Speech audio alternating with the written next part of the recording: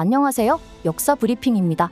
여러분은 고려말 문신이자 정치가이며 유학자이자 시인이었던 목은 이색에 대해 알고 계신가요?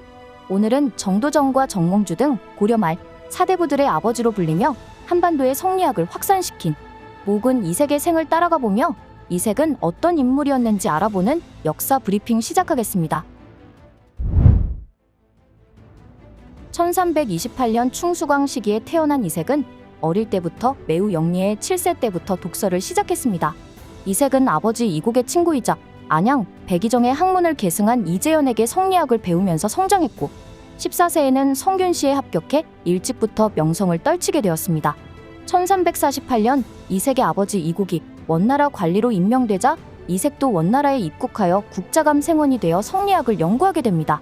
그러나 3년 후 부친의 사망 소식을 듣고 귀국하게 되었고 이색은 아버지의 3년상을 치르던 중 젊고 인망 있는 국왕이 즉위하였다는 소식을 전해 듣고 당시 고려의 정치가 매우 혼란스럽고 사회개혁에 대한 열망이 높아지고 있던 상황을 해결하기 위해 개혁을 위한 상소를 올리게 됩니다. 이색은 토지, 군사, 교육, 불교 등 여러 분야에서 고려가 해결해야 할 과제들을 정리하여 상소문을 올렸는데 특히 심각한 토지 겸병 문제를 지적하며 국가에서 불법적으로 탈취한 토지를 바로잡고 새로 개간된 토지의 넓이를 측량해 조세를 부과할 것을 요청했습니다. 또한 왜구가 빈번히 출몰하고 중국 대륙에서 원이 흔들리고 있는 상황을 언급하며 무과 설치를 비롯한 군사제도 개편을 건의했고 지방교육기관인 향교와 중앙교육기관인 학당의 인재들을 성균관에 진학시켜 이들을 대상으로 과거를 실시해 관료를 선발할 것을 제안하는 동시에 불교의 폐단을 지적하며 구격이 면제되는 승려의 수를 관리하기 위한 도첩제를 시행해야 한다고 촉구하기도 했습니다. 이듬해 아버지의 3년상을 마친 이색은 과거에 응시해 장원으로 급제하며 관직에 진출합니다. 같은 해 가을 이색은 원나라에서 고려에 설치한 지방행정기구인 정동행성 향시에 급제해 원나라로 가서 제과에 응시에 급제하여 원나라 관리 생활을 하다 어머니를 봉양하기 위해 원나라 벼슬을 포기하고 고려로 돌아왔습니다. 이후 공민왕을 보필하며 정치적 주역으로 성장하게 되었고 인사행정을 주관하며 개혁을 건의해 정방을 폐지하기도 했습니다. 이색은 유학에 기반한 3년상 제도를 건의해 시행했고 홍건적의 침입으로 공민왕이 안동으로 피난 갈 때 호종하며 공신에 책봉되었고 동지공고에 임명되어 시험을 주관하기도 했습니다. 이후 공민왕이 성균관을 재건하고 성균대사성에 이색을 임명하자 이색은 생원수를 늘리고 학문적 역량이 뛰어난 인물들을 학관에 겸직시키며 성리학의 보급과 발전에 공헌했으며 이색이 가르친 제자들은 후에 고려와 조선의 정치적 주역으로 성장하였습니다.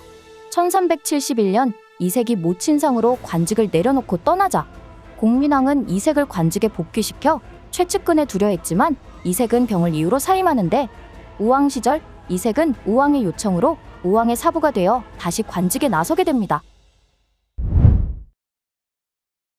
종일품 판삼사사에 임명된 이색은 명나라가 천령위 설치를 통보해올 때 최영이 요동정벌을 계획하자 이색은 이성계와 달리 요동정벌에 대해 적극적으로 반대하지 않고 소극적인 태도를 보이는데 이는 이색과 이성계 일파의 갈등의 시작으로 볼 수 있습니다.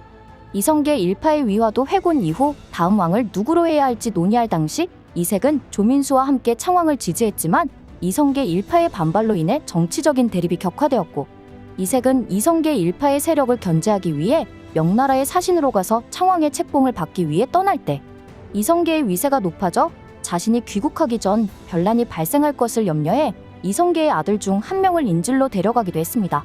이후 이색과 이성계 일파는 토지제도 개혁 문제로 다시 한번 대립하게 됩니다. 이성계는 심각한 토지 겸병 문제를 해결하기 위해 조중과 함께 본격적으로 사전을 개혁하고자 했고 이색은 예법을 경솔하게 고쳐서는 안 된다 라고 주장하며 이성계의 의견에 반대했는데 이는 단순히 경제적 이권을 쟁취하기 위한 대립이 아닌 고려의 정통성과 전통적 질서를 인정하는 세력대에 부정하는 세력 사이의 정치적 대결이었습니다. 토지제도 개혁을 논쟁으로 정치적 입장 차이가 분명하게 드러나자 이성계 일파는 이색과 그의 당여에 대한 직접적인 정치 공세를 펼치기 시작했고 이색의 당여들에 대한 탄핵이 시작되었습니다. 이색의 당여들이 탄핵되고 자신의 최측근이었던 이수민과 권근이 유배형에 처해지자 이색은 개경을 떠나 응거합니다. 공양왕이 즉위한 후 이색은 이성계 일파로부터 창왕을 옹립한 죄로 탄핵을 받고 귀양에 처해졌는데 이때부터 이성계 일파의 이색을 향한 정치적 탄압은 가속화되었습니다. 윤희, 이초가 명나라에 몰래 입조하여 이성계가 명을 공격할 계획을 세웠다고 고발하자 이색과 권근 등이 그들을 사주했다는 혐의를 받고 국문을 당하게 되었습니다. 모근집의 기록에 따르면 당시 이색 등 사건 연루자들은 가혹한 형벌을 받으며 죽음을 각오해야 할 만큼 혹독한 형벌이 처해졌다고 전해지고 있습니다. 그러나 청주의 수해가 발생해 다른 지역으로 이배되었고 1391년 석방되지만 1392년 이방원이 정몽주를 살해하자 이색은 다시 유배되었다가 석방되기도 하였습니다. 조선이 건국되고 이성계가 즉위한 이후 정도전, 남은 등이 이색에게 극형을 가할 것을 주장했으나 이성계는 이색의 인품과 예정을 고려해 그를 여러 차례 구하고 관직에 나와줄 것을 요청했습니다. 하지만 이색은 조선에서의 관직을 거부하고 산천을 유람하며 여생을 보냈고 여주 신륵사로 가던 도중 세상을 떠나는데 이색은 죽기 전 유언으로 죽고 사는 이치를 나는 의심하지 않는다 라는 말을 남겼다고 합니다.